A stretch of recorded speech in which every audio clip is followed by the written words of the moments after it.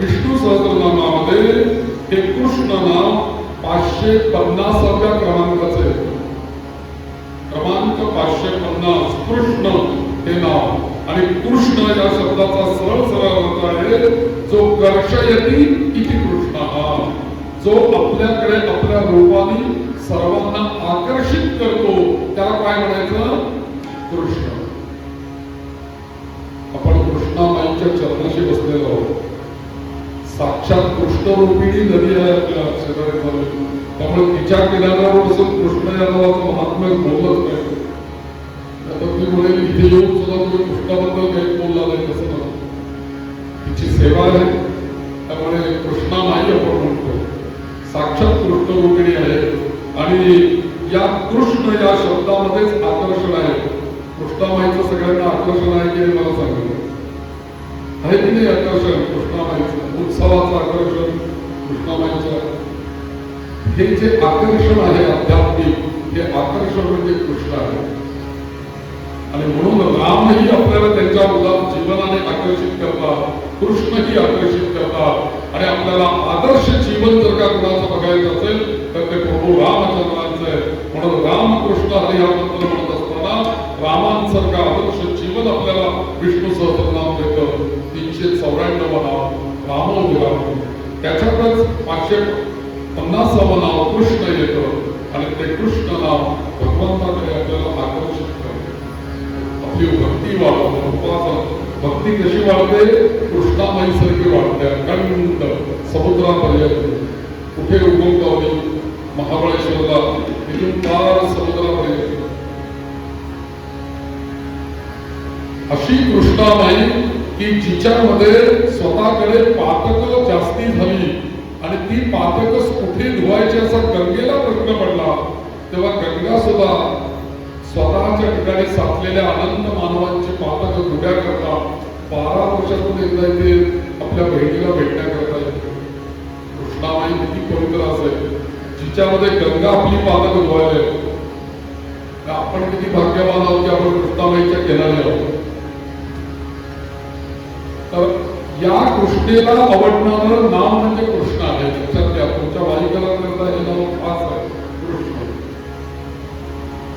म्हणून कृष्णामी पृथ्वी पार्थ भूत्वा काष्ण यशो हलाहा कृष्णो वर्णश्च मे यस्मात् तस्मात् कृष्णो हम अर्जुन. म्हणजे भगवंत म्हणतात मला हे का म्हणतात? महाभारतामध्ये कृष्ण स्वतः उत्तर देतात मला कृष्ण का म्हणतात. ते अर्जुनाला सांगताय अरे बाबा मला कृष्ण का म्हणतात? कारण एक तर म्हणजे मी काळ्या वर्णाचा आहे म्हणून मला कृष्ण म्हणतात. दुसरी गोष्ट, हे अर्जुना पृथ्वी सुजलाम सुफलाम करायला नांगरणं फार महत्वाचं असतं.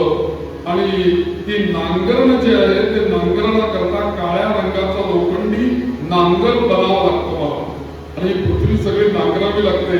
आणि ही पृथ्वी मी नांगरतो, तिचं रक्षण करतो, म्हणून मी कृष्ण आहे.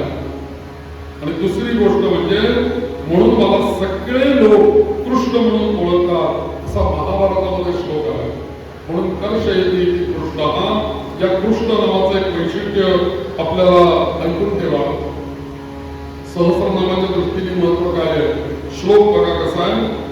सहस्रनामां पुण्यानां, या संपूर्ण सहस्रनामाचं जे काही पुण्य आहे, तिरावृत्त्यातु यत्फलम्.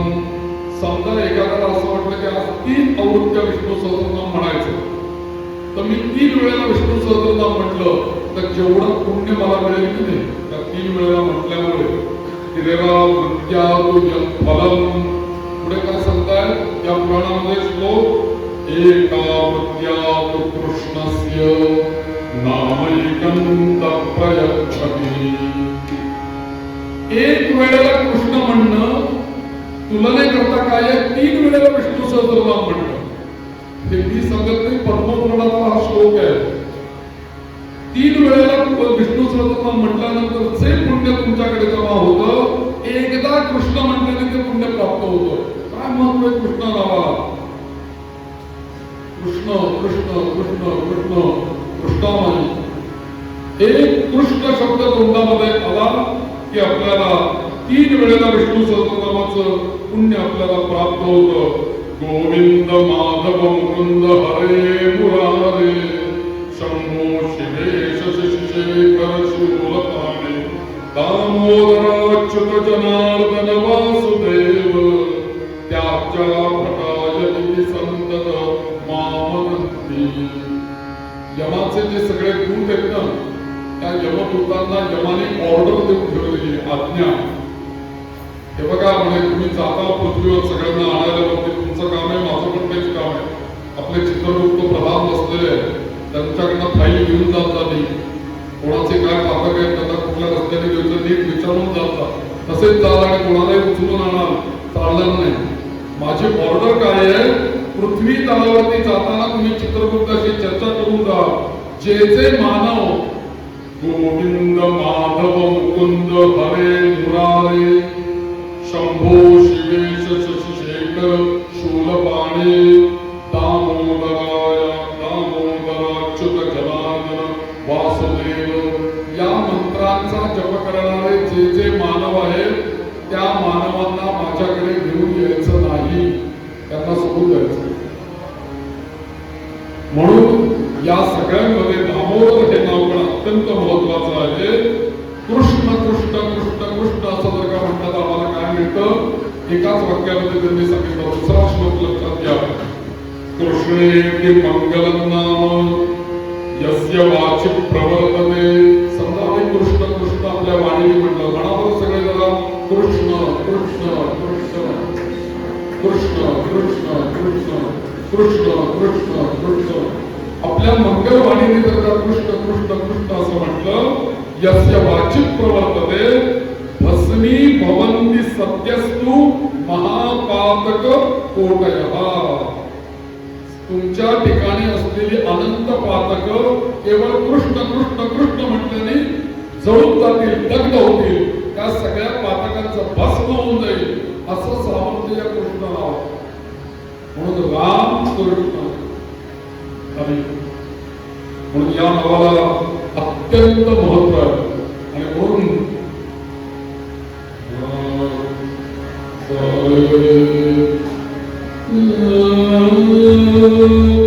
जग में सुंदर है दो नाम, चाहे कृष्ण कहो या राम. बोलो राम राम राम बोलो श्याम श्याम श्याम. बोलो राम राम राम बोलो श्याम श्याम श्याम. सुंदर है दो नाम, जग में सुंदर है दो नाम, चाहे कृष्ण कहो या राम. बोलो राम राम राम बोलो श्याम श्याम श्याम. बोलो राम राम.